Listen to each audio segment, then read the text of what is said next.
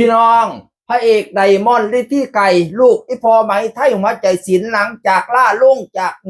นกน้อยเสียงอีสานลุ่งเสียงอีสานเรียบร้อยแล้วพี่น้องเอ๋ยบัดนี้ก็เสียงลือเสียงเล่าอ้างหนาหูว่าไดมอนด์ลุ่งแล้วสิไปอยู่ไดน้อ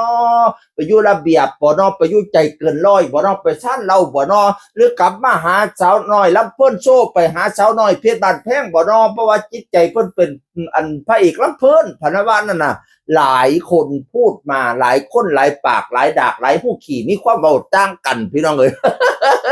ไดมอนด์ฤทธิไก่ก็เลยออกมาอัดคลิปเบากันกับย่ายเลยโศกันรวมกันกับย่ายเลย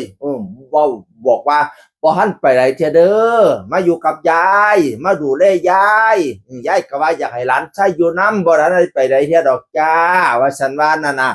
สิไปทั้งใดก็ฝากติดตามนะเด้อแต่ตอนนี้บ่ไปไหนเที่ยเป็นอิสระเป็นนิวฟรีดอมเป็นฟรีแลนซ์อยู่ตอนนี้พี่น้องเอ้ย สรุปแล้วยังไม่ไปกับทางไหนนะอันนี้พูดจากปากของไดมอนด์ฤทธิไกรเองว่ายังเป็นศิลปินอิสระพี่น้องเอ๋ยถ้าเฮาเจ้าคอยก็อย่าเฝ้าเดาไปเที่ยหลังจากเราโพสต์คลิปนี้ไปบัดนี้เพิ่นโพสต์แคปหน้าจออาวโจโทรมาอาโจว่านาสาวน้อยเพชรบ้านแพงสาวน้อยลำเพิ่นโซ่โทรมาปานว่านั่นน่ะแล้วก็เขียนขอความว่าโทรมาว่าจังไดน้อครับว่าซั่นว่าโทรว่ามาว่าจังไดน้อครับ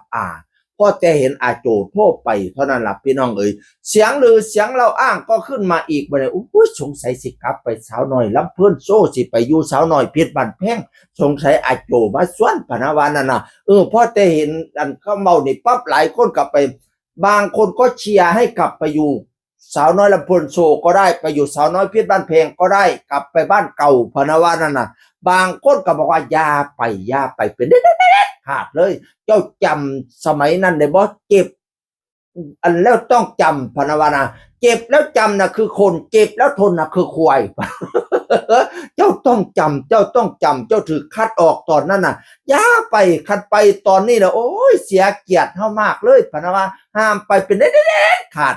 ฟังห้ามก็ห้ามฟังเสียก็เสียอุ้ยกลับมาสาวน้อยลำเพิ่นโชคก็ได้กลับมาสาวน้อยเพชรบ้านแพงก็ได้เรียกขึ้นตามใจชอบเลยโตนั่นอินเตอร์เทนอันนาห้านเก่งเหมาะสมกับพระเอกลำเพิ่นมาอยู่ลำเพิ่นมันมวนมันซื่นมันหอมมันหันดีแล้วกลับมาหาลำเพิ่นบ้านเฮาบ้านเก้านี้ว่าซั่นฟังเสียก็ได้พี่น้องเอ๋ยฟังบ่เสียก็ว่าซุ่มเจ้าอย่าเฝ้าเดาไปตะพื้หลายโจเขาโทรมาให้กำลังใจซื่อเลยยินข่าวว่าไดมอนด์ฤทธิไกรเป็นศิลปินอิสระเพิ่นก็โทรมาถามข่าวตามข่าวให้กำลังใจซื่อว่าซั่นบางคนก็เว้าลักษณะนี้พี่น้องเอ๋ย เพราะว่าไดมอนด์ก็บ่เว้าหยังหลายมีแต่เพียงเขียนว่าโทรมาว่าจังไดน้อครับว่าซั่นว่าโทรมาพี่น้องเอ๋ยหลังจากมีข้อความนี้มันก็หลายคนหลายปากเนาะเว้าไปความนั่นความนี่ เราก็มาติดตามตอนต่อไปที่แน่ๆคือยังไม่ไปไหนเป็นศิลปินอิสระนี้คำเว้านี้ออกจากปากไดมอนด์ฤทธิไกรเองพี่น้องเอ๋ยเสียงอื่นคนเก่าเว้าสู่ฟังสวัสดีครับสวัสดีครับ